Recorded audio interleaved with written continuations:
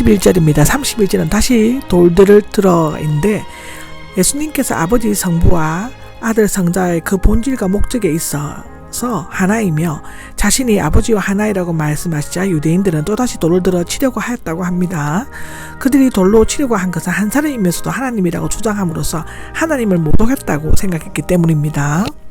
32절인데요. 32절은 아버지께로부터 많은 선한 일들, 즉 아버지께로부터는 유대 기원을 의미하고 있는데 예수님께서는 지금까지 행하신 모든 일을 하나님의 뜻을 쫓아 행하신 것임을 나타냅니다.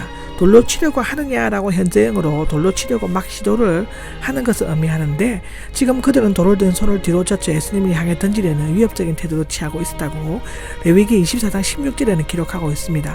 이번에는 그 어떤 경우보다도 더욱 절박했던 상황이었음을 묘사해주고 있는 것이죠.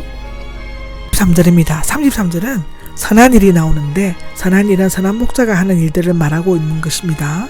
유대인들은 예수님께서 행하시는 선한 일을 했기 때문에 돌로 치려고 하는 것이 아니라고 말했습니다. 그 이유는 그가 행하시는 표적을 모든 사람들이 보고 하나님께서 하시는 일임을 인정하고 있었기 때문인데요. 만약 그것을 인정하지 않으면 오히려 그들이 돌에 맞을 수 있었습니다. 유대인들이 예수님을 돌로 치려고 한 것은 많은 사람들이 예수님을 따르는 것을 보고 질투를 했기 때문이며 예수님이 사람이면서도 하나님이라고 주장한다는 것은 하나의 구실에 지나지 않았습니다. 여기에서 모독은 신성모독 의미하는데 그들은 편견과 불신 때문에 예수님이 하나님의 아들이신 줄을 몰랐으며 어쩌면 이런 오해는 당연한 것일 수도 있었다고 기록되어져 있습니다.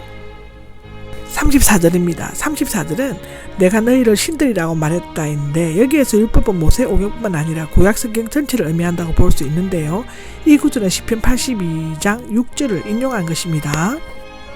35절입니다. 35절은 그의 말씀이 임했던 사람들인데 직역하면 그 사람에 대해서 하나님의 말씀이 이루어진 사람들을 다스리고 재판하는 자들을 비롯하여 예언자들을 포함한 구약의 영감을 받은 모든 사람들을 가리키며 그들은 하나님께서 임명하신 자들로 하나님을 아시는지 모르는지와는 상관없이 하나님의 대리자로 일하는 자들입니다. 그들은 하나님께서 위임을 받아 하나님의 대표자라서 다스리고 재판한다는 의미에서 신들 또는 하나님의 아들들로 불리고 있는데 성경은 결코 패하지 못한다인데 성경은 앞에 율법을 가리킬 수 있지만 여기에서 성경은 특정한 성구를 가리키며 이 시편 82장 6절의 구절을 지금의 논의와 관계없는 것으로 제거될 수는 없다고 합니다. 이 구절은 하나님의 뜻을 행하는 데 있어서 하나님과 사람이 친밀하게 결부될 가능성을 보여주고 있는 것인데 그러나 그 완전한 결부가 개시되는 것은 하나님 자신이 사람이 되신 예수 그리스도 안에서입니다. 여기에서 한 가지 유익해야 할 것은 예수님께서는 구약 성경의 완벽한 권위와 신뢰성을 보존하셨다는 사실입니다. 36절입니다. 36절은 아버지께서 세상에 보내신 바로 그 사람인데 하나님의 말씀을 받은 사람들은 신들이라고 불렀다고 하면 성경을 피하지 못하는 한 하나님께서 거룩히 구별하시고 세상에 보내신 바로 그 사람이 하나님의 아들이라고 한다는 것이 어떻게 하나님을 모독하는 것이 될 수 있겠느냐는 것입니다. 여기에서 거룩히 구별하시고는 죄로 더럽혀졌던 것을 깨끗하게 한다는 것보다는 자연 상태에서 성별되어 하나님께 바쳐져서 하나님을 위해 세워지는 것을 의미한다고 출애굽기 29장 1절, 36절, 레위기 22장 2절, 3절, 마태복음 23장 17절에는 기록되어져 있습니다. 7절입니다. 37절에는 내 아버지 일인데 하나님 아버지 자신이 행하시는 것과 같은 종류의 자비로 오신 사역들을 말하는 것이라고 하는데요. 나를 믿지 말란데 나를 믿는 것을 멈추라 또는 믿는 습관을 가지지 말라는 뜻입니다. 여기에서 믿는다는 것은 그의 인격을 믿는 것이 아니라 그가 증거를 단순하게 받아들이는 것을 의미합니다. 38절입니다. 38절을 보면 나를 믿지는 않을지라도 그 일들을 믿으라 라고 하는 것인데 직역을 하면 비록 너희가 계속적으로 나를 믿지 않는다 해도 앞의 믿음은 예수님의 인격을 믿는 높은 차원의 믿음, 뒤의 믿음은 그의 일을 믿는 저급한 믿음, 예수님의 일을 믿는 자는 결국에는 그의 인격을 믿게 될 것이다 입니다. 예수님께서는 말씀과 표적으로 자신이 하나님 되심을 증거하셨지만 유대인들은 마음의 문을 굳게 닫고 말씀과 표적을 나타난 신성뿐만 아니라 예수님과 하나님 아버지의 일체관계, 즉 아버지께서 내 안에 내가 아버지 안에를 인정하려고 하지 않았습니다.